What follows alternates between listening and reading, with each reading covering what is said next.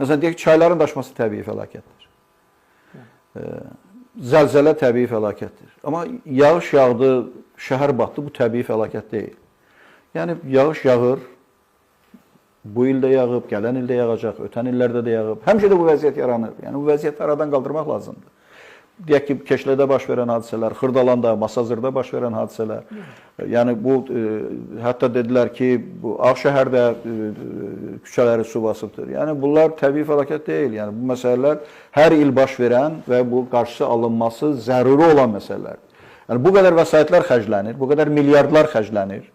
Bu kommunikasiyalara bu qədər xərclər verilir, bu binaların tikilməsinə, bu infrastrukturun yaradılmasına, bu kanalizasiya sistemi də nəzərdə tutulmalıdır. Yəni, bu, Bakı sularının axıdılması problem deyil.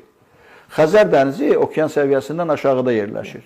Və Bakının bütün ərazisi, əksər əraziləri Xəzər dənizindən daha yüksəkdədir. Yəni, bu suların hamısının yönəldilərək Xəzər dənizinə göndərilməsi imkanları var. Amma bunlar nəzərə alınmayıb. Məsələn, körpülər tikilir. Deyək ki, normalda tutaq ki, belə bir körpünü Almaniyada o cür bahalı maaşların yüksək olduğu bir ölkədə tutaq ki, 10 milyon avroya tikirlər. Azərbaycanda 30 milyon avroya tikiblər. Deyək ki, eyni körpünü, eyni keçidi.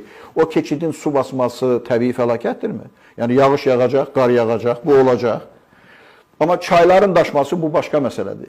Dağıstanda xüsusilə çayların daşması ilə bağlı problemlər var. Qusarda çayların daşması ilə bağlı, Balakəndə bilirəm ki, çayların daşması ilə bağlı.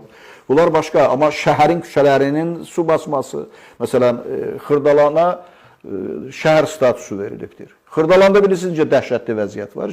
Bir çox rayonların, kəndlərində elə vəziyyət yoxdur. Yəni, bu, hər il bu məsələ, bu proses baş verir.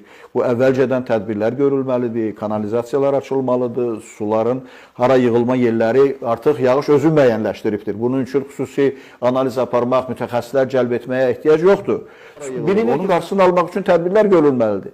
Yağış hər gün yağmır ki, 365 günün 5 günündə yağış yağır da və 360 gündə bu məsələləri həll etmək lazımdır və külli miqdarda da Fövqəladə Hallar Nazirliyinin büdcəsinə vəsaitlər ayrılır. Yeri gəlmişkən də Fövqəladə Hallar Nazirliyi demişkən.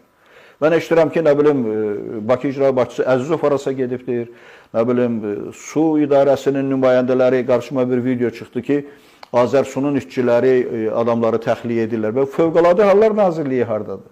Yəni, Fövqəladə Hallar Nazirliyinin nəhəng büdcəsi var. Ora külli miqdarda vəsaitlər ayrılıbdır. Yəni, onlar bu məsələləri həll eləmək bir ilk növbədə Fövqəladə Hallar Nazirliyinin öhdəsində olan məsələlərdir. Eyni zamanda, məsələn, şəhər infrastrukturunun yaradılması, binalar tikilir, elə tikilməkdə davam edir, heç bir dayanmır. Hər yerdə tikintilər fasilə vermir. Elə kim istəyirsə, kimin əlaqələri varsa, kim tenderlərdə udmaq üçün hər hansı bir əlaqələrdən istifadə edə bilirsə, gəlir tikintilər tikir, binalar tikir, başqa obyektlər yaradır Bakı şəhərində. Bunların bütün bu kommunikasiya məsələləri həll olunmalıdır. İlk növbədə bu kanalizasiya, bu sular hara gedəcək, bu kanalizasiyalar hara gedəcək, bu zibillər necə daşınacaq, yəni bütün bu məsələlər əvvəlcədən həll olunmalıdır. Sahələrə milyardlarla vəsait. İndi mən, əlbəttə, mən indi